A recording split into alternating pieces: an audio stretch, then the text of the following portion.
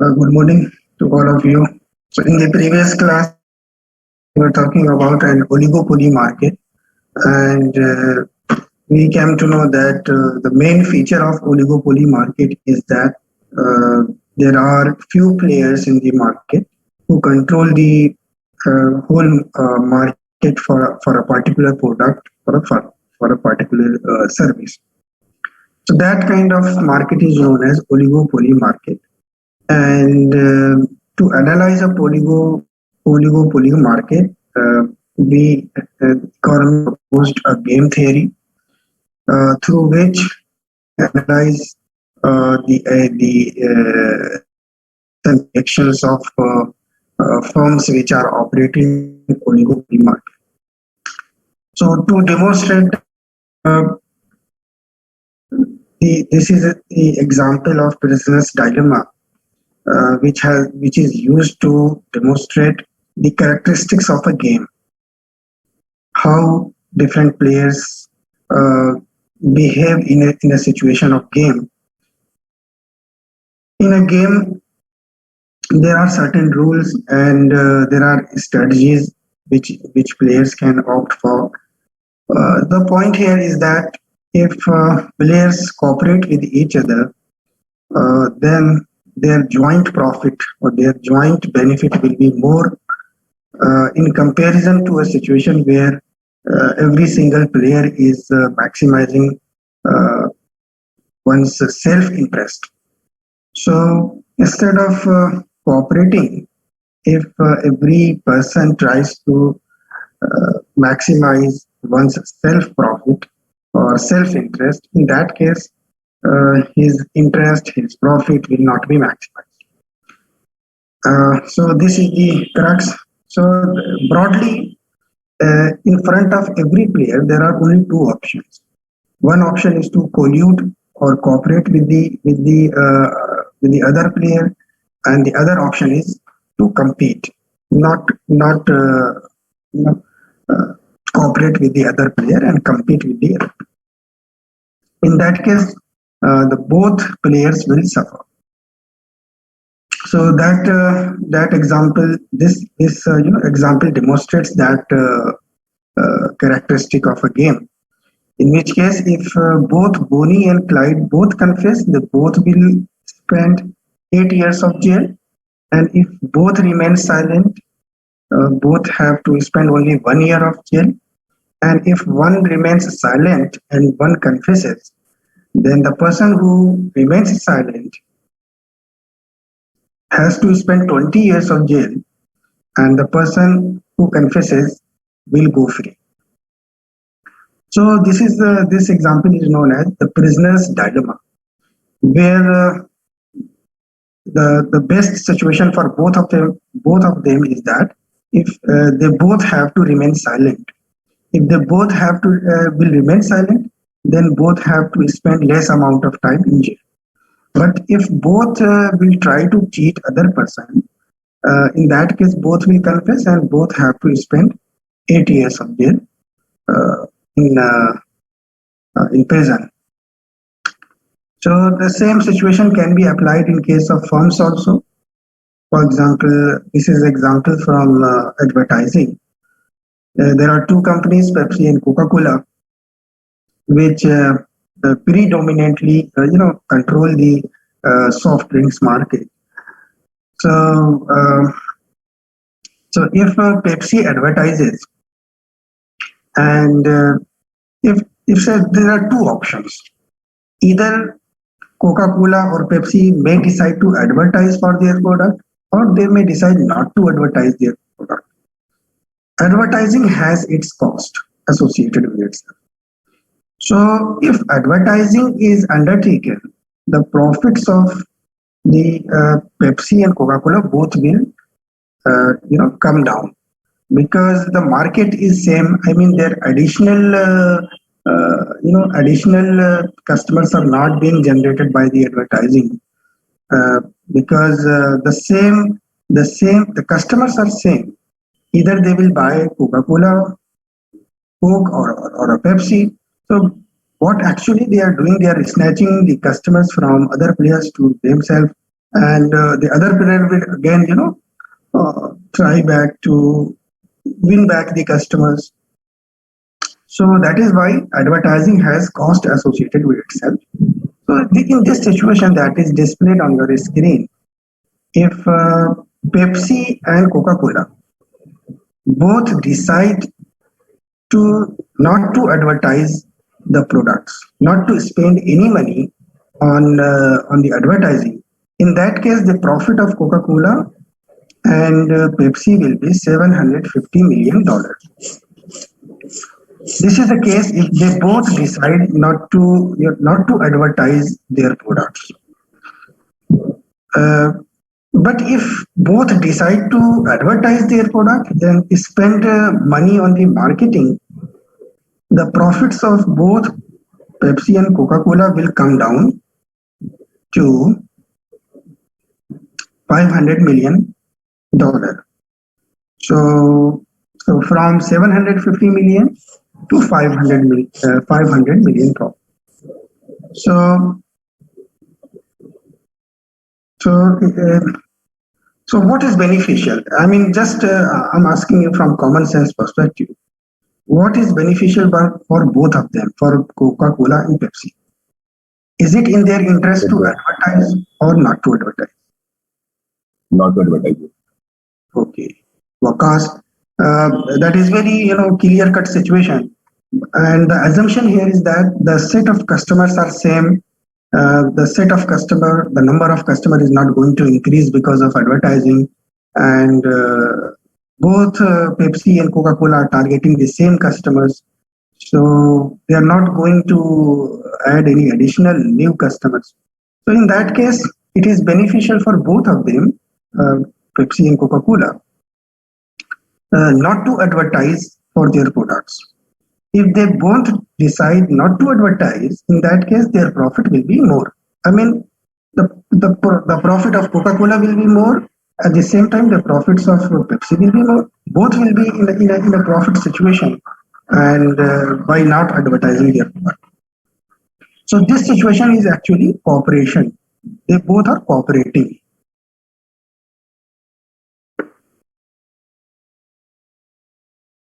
Cooperating. So if they cooperate with each other, then they won't advertise. But if they decide not to cooperate with each other, in that case, a war, advertising war, and a marketing war between Pepsi and Coca-Cola will emerge, and the both firms will spend a lot of money on advertising, and that advertising will reduce the profit of both Pepsi and Coca-Cola. So this is the point here, that if they cooperate with each other, their profit will be more. And if they decide to compete with each other instead of cooperating with each other, then the profit will come down.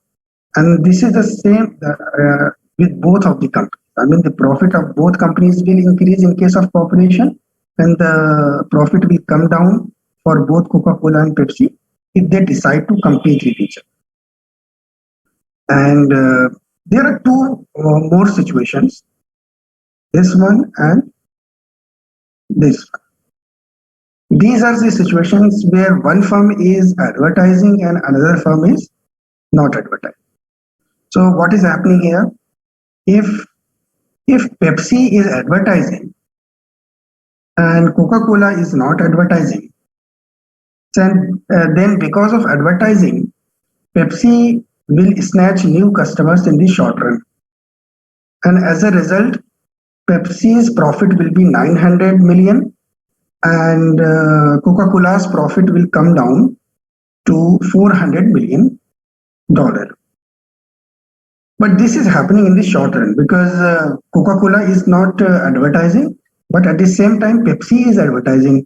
So if Pepsi is advertising, in the short run, customers will shift from Coca-Cola to Pepsi, and the profit of Pepsi will increase, and at the same time, the profits of Coca-Cola will come down.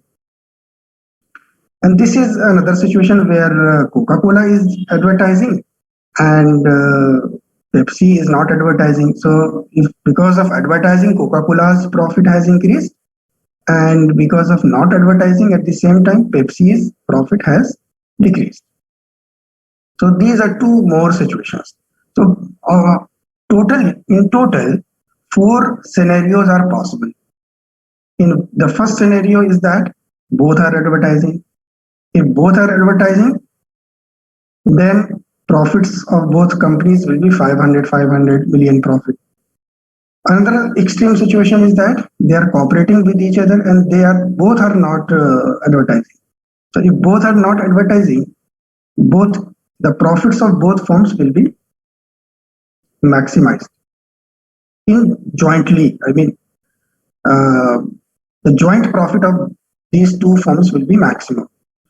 But if one firm decides to cheat another firm, in other words, decides not to cooperate with the other firm and play smart, then say for example, Pepsi is has started an advertising campaign, and the profits of the Pepsi will increase in the short run, and the profits of the Coca-Cola will come down from 750 million to 400 million profit.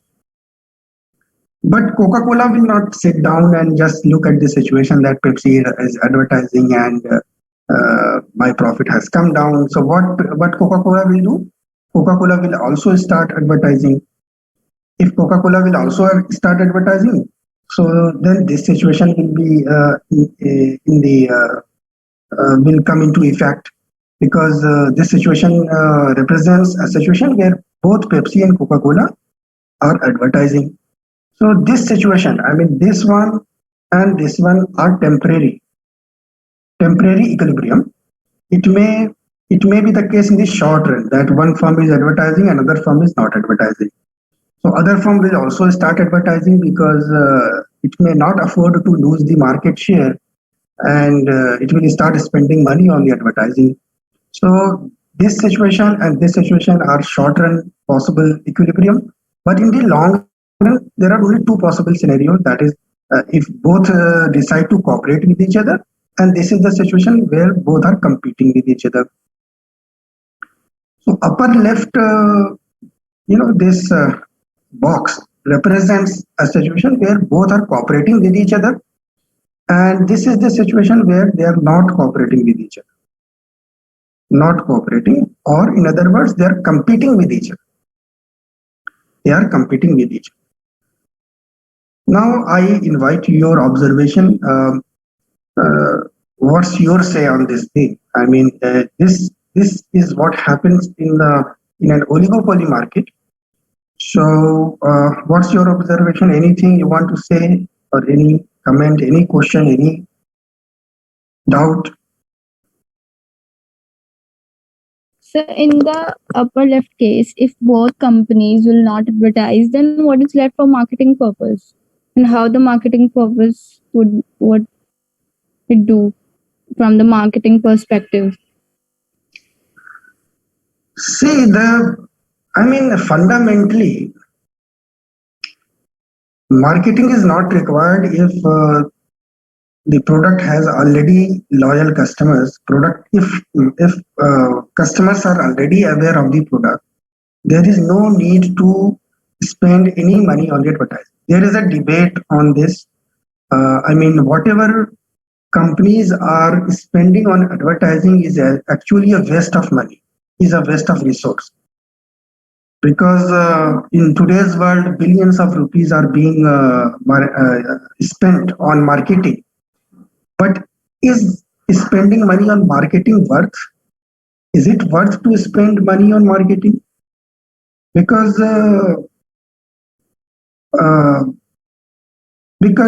the marketing cost is added in the price of the product.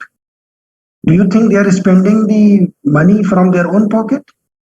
No, because ultimately they are going to charge that money from customers, isn't it? So the more they will spend on marketing, the more they will charge from customers. So customers will not be in a good position if the firm is spending more money on the advertising. So there is a debate, something like that on the usefulness of marketing, whether marketing is useful or not. But the point here is that the product, the quality of the product, the taste of the product, the uh, customers are liking that product is the biggest marketing tool instead of the print media, electronic media, and other promotional strategies available in front of a firm. So, so, so we are assuming that marketing is a kind of unnecessary thing and not useful thing. Some basic level of marketing will always be required. I mean, if by marketing we means communicating the features of a product and reminding the customers of a particular product, then it's okay. But if advertising war starts between two firms, then a lot of unnecessary kind of advertisement is happens in different kinds of media, TV media, electronic media, internet, the social media. So the point here is that that kind of spending is not required actually. So and the firms will be maximizing their profit by deciding not to advertise.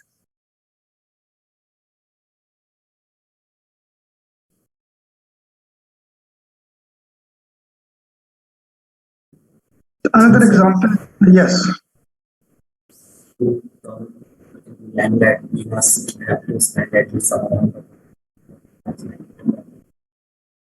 so suppose Uh-huh.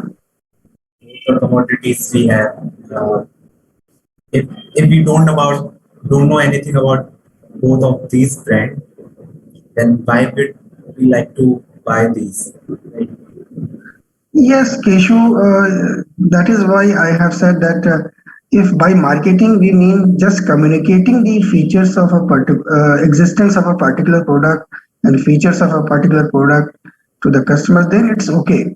But if customers are already aware of the product, I mean, then it's not required.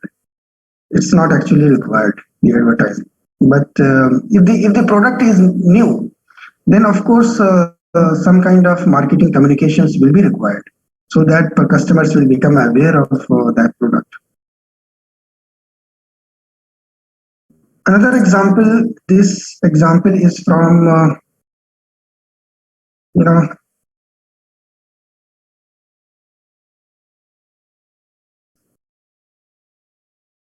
price competition. That example was from advertising. Here, example is from advertising.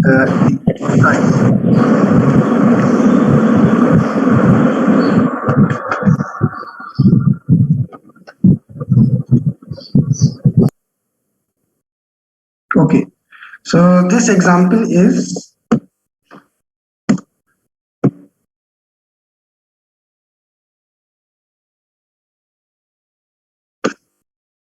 there are two firms, Walmart and any other firm which has been named here as Target.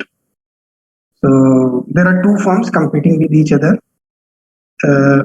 in a particular market, that is retail chain or supermarket chain. So if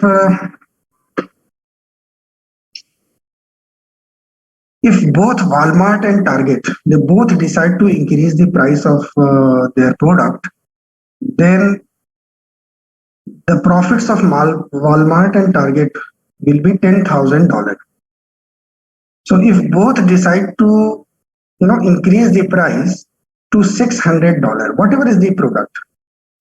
So if they both are deciding to increase the price of their product to $600, the price that has been fixed by the company Target is also $600, and the price which has been fixed by Walmart is also $600. So both have decided a price which is $600. So in this situation, the profit of Walmart will be $10,000 profit, and the profit of Target will also be $10,000. So this situation is basically represents cooperation. cooperation or collusion. Cooperation or collusion. I mean, both firms are acting in cooperation with each other. They are both in tacit agreement with each other. Let us increase the price of our product and let us exploit the customers. So this situation is known as collusion. So if both Walmart and Target collude with each other and both increase the price of their product to $600, then the profits of both of these firms will be $10,000.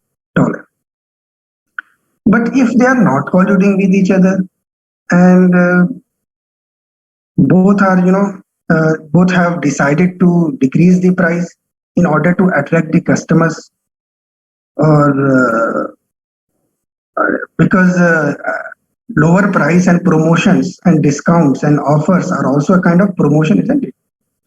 So price, if they both decide to reduce the price from $600 to $400, this $400, in that case, the profit of Walmart will be 7,500. And at the same time, the profit of Target will also come down to 7,500.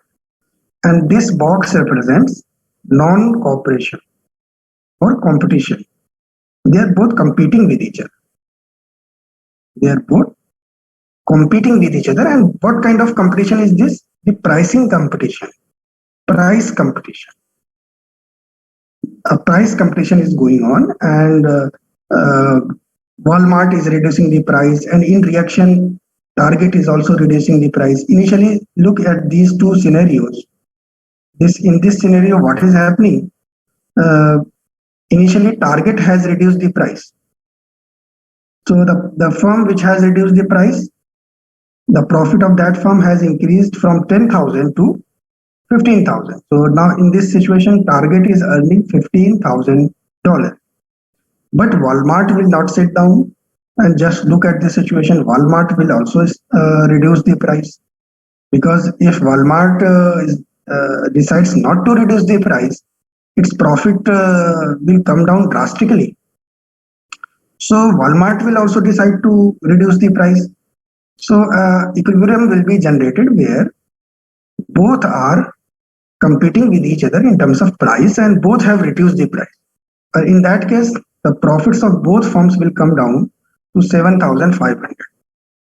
And in this situation where both are increasing the price in cooperation with each other, in collusion with each other, the profits of both firms are more, 10,000, which is more than 7,500.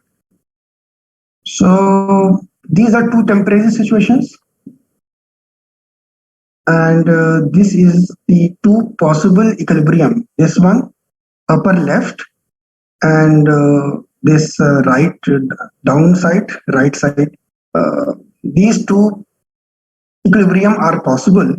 The upper equilibrium is possible if both are colluding with each other, cooperating with each other, and this one is possible if they are competing with each other or not cooperating with each other.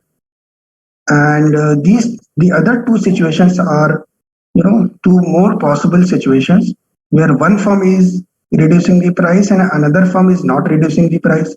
So the firm which has reduced the price, the profit of that firm will increase, and the firm which has not reduced the price, the customers will shift. Its customer will go to the other firm which has reduced the price. So in the short run, the profit of the company Target will increase to 15,000. But this situation will not persist for long, because Walmart will be compelled to reduce the price, because 5,000 profit is just 50% of the profit that it was earning before, that is 10,000.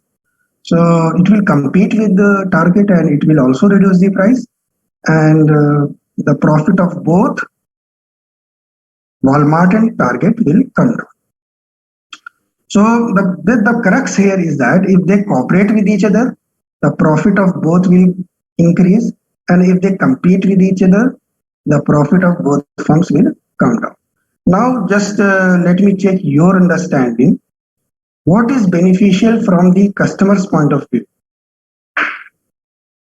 If firms in an oligopoly market are colluding with each other, that situation is beneficial for customers. Or if they are competing with each other, that situation is beneficial for the customers. Competing, sir. Competing.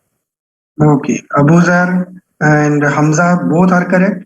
If both are competing with each other, in other words, they are into a price competition with each other, and as a result, the price of the product of both of the firms will come down, and customers and consumers will be the winner, because customers will be able to get the product of the company at a lower price.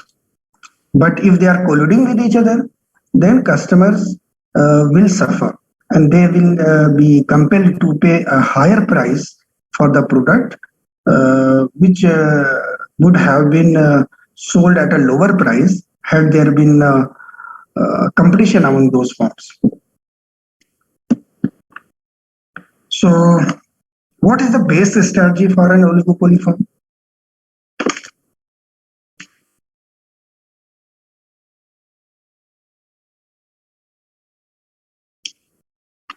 A game which is played multiple times, because firms are in the market for a longer period of time. They are not playing the game only for a single time. So if we cheat other firm, and then we can sustain the profit in the long run, no, it is not possible, because the game is continued.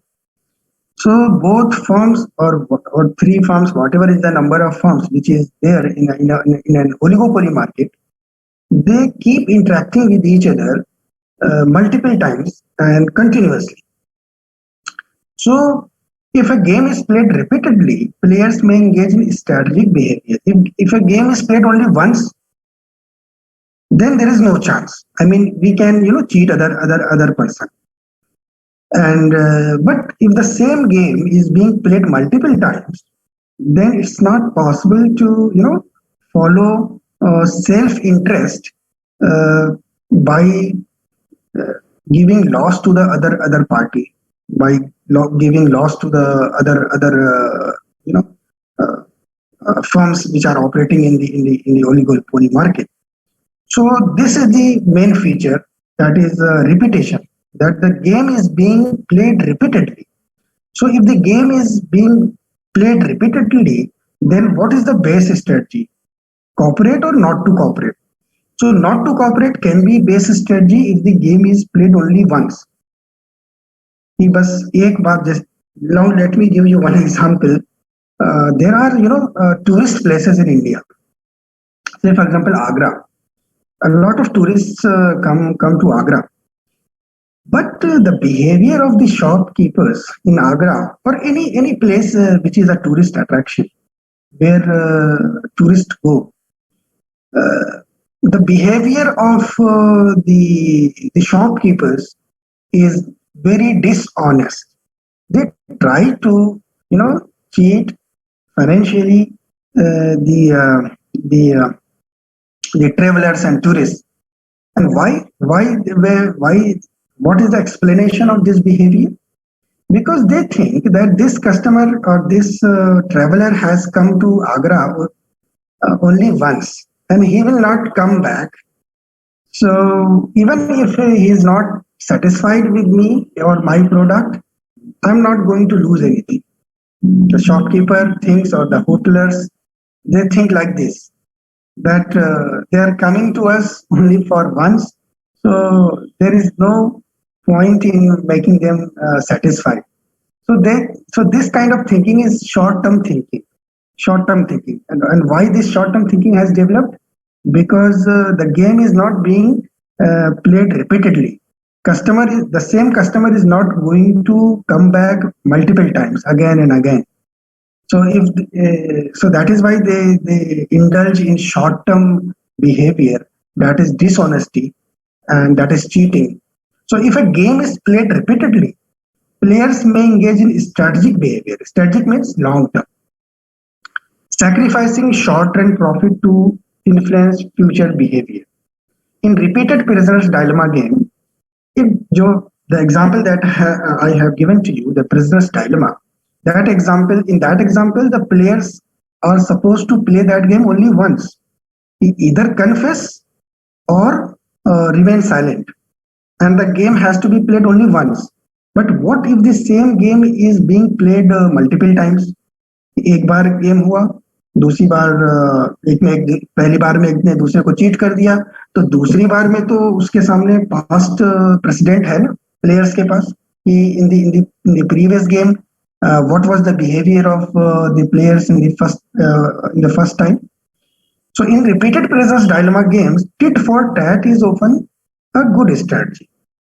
If other person is cooperating, let us cooperate. So we will start with the cooperation, and if other person will also cooperate, and if the other person is not cooperating, then we will also not cooperate. So this strategy is known as tit for tat. So tit for tat is often a good strategy leading to successful tacit collusion.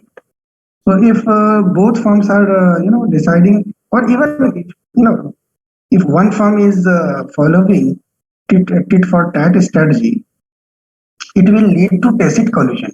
So ultimately, if the same game will be played multiple times, then a situation will be developed where there a kind of tacit collusion between firms will develop, and both will start cooperating with each other. Initially, they will cheat with each other, but if they start following tit for tat, then a tacit collusion will develop between those firms.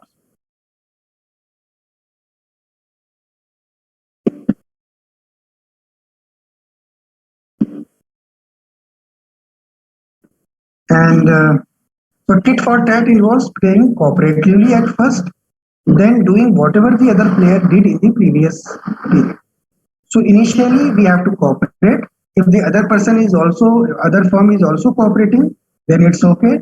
But if the other player is not cooperating, then in the next game we will also not cooperate. So this strategy is known as tit for tat. So when firms limit production and raise price in a way that raises each other's profit, even though they have not made any formal agreement, they are engaged in tacit collusion. So if there is no formal agreement, written agreement between firms, and they are maximizing each other's profit, so that kind of behavior is known as tacit collusion, which is a phenomena which happens in oligopoly market. Although oligopolists would like to form cartels, this is also known as cartels, and earn monopoly profits. Often that is not possible. Antitrust laws prohibit explicit agreements among oligopolists as a matter of public policy. There are laws in every country which prohibit, collusion among firms, or forming cartels is not allowed legally. Cartels means, say for example, if there are only 2-3 firms operating in an industry, and all decide to act in cohesion, all decide at the same time to increase the price and charge customers some extra supernormal profit. So that situation is known as cartel. So sometimes cartels develop in oligopoly market, but developing cartels require written agreement and explicit agreement, which is prohibited in most of the countries. There are laws against this. So that is why instead of going for written collusion, they go for tacit collusion, which is possible if firms follow tit for tat strategy in a repeated game. Any observation? Any clarification?